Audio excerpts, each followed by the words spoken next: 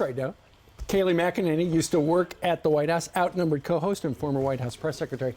Kayleigh, I don't think the White House ever thought mainstream media would so jump on Joe Biden for this decision. He made it very clear. He's got no second thoughts over it. It was the right thing, and yet everybody in the mainstream media seems to be saying, what the heck were you thinking? They never expected it, and what tells you that is the fact that there were planned vacations coordinating with a planned withdrawal from Afghanistan. In the Trump administration, that never would have happened, I can assure you, but they were banking on the media covering for them, despite knowing that the Taliban was, up at this, and it would be a challenging fight to keep Kabul. But they kept the planned vacation. Now you have even the Washington Post editorial board, the Atlantic criticizing you. It's stunning to finally see the media doing their job, but they can't help, but address those images. Sure. It's pretty bad then when the New York Times and CNN and NBC and many of those people who love him and praise him constantly are saying something negative. We keep hearing the same message. It's not that they disagree with pulling out. It's how he did it. There was no plan. Yes, that's right. With President Trump, he organized a plan to have conditions with withdrawal. Remember how many times he came up to the line of withdrawing from Afghanistan, but stopped short of that line because the conditions on the ground did not merit and did not accept a pullout. Exactly. Not only that, he sent an unmistakable message to our enemies.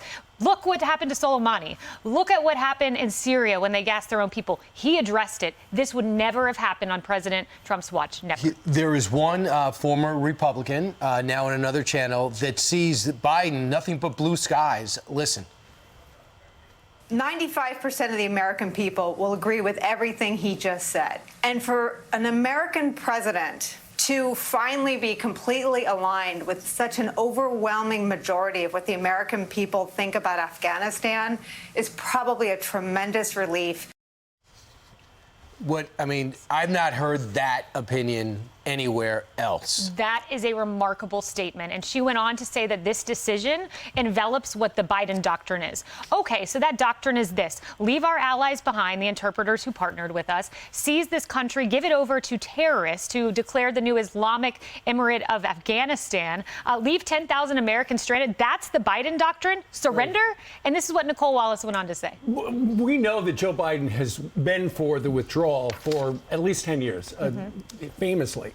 But then it sounds like the White House, which is so data-driven, looked at the polling.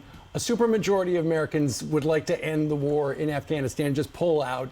They combine the two. Next thing you know, they've got this, which didn't have a plan. Right. And now 70% of Americans, according to Trafalgar, disapprove of the way President Biden has exited.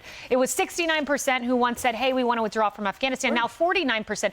No one wants to see images of Afghans hanging from U.S. military planes. No one wants to hear stories of little girls and women who are sold into sex slavery, interpreters and allies left behind. Kayleigh, Jen Psaki said, you were reporting on this earlier, that she is working on getting our American journalists out of there.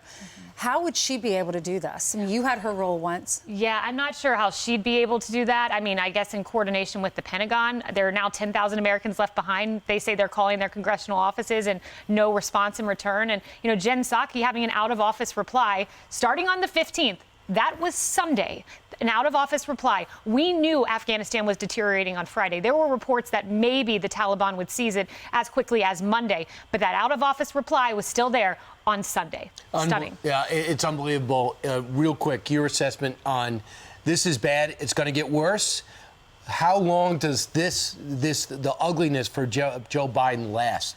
He's going to want to look towards the infrastructure and the reconciliation bill. It becomes impossible until you evacuate 10,000 Americans from this country. And even beyond that, you look at the fact that China wants to recognize this country. Russia, by the way, did not shut down their embassy. Interesting that they were given safe harbor there in Afghanistan.